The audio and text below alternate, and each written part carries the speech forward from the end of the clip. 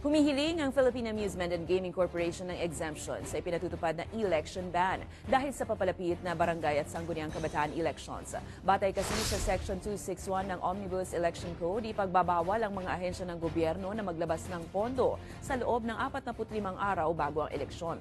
Ayon kay PAGCOR Vice President for Corporate Social Responsibility Ramon Stephen Villafore, oras na magkaroon na ng election ban, maapektuhan ang kanilang pamamahagi ng tulong pinansyal at pagpapatayo ng proyekto.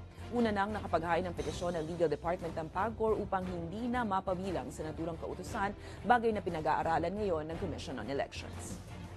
Kami ng exemption so that the projects will not be disrupted, especially for relief.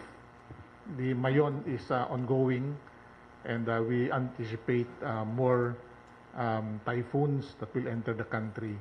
Ang election ban will be up to the end of October. So may mga 1.5 months pa tayo na hindi naman natin pwedeng sabihin sa typhoon bawal kayo kasi may eleksyon.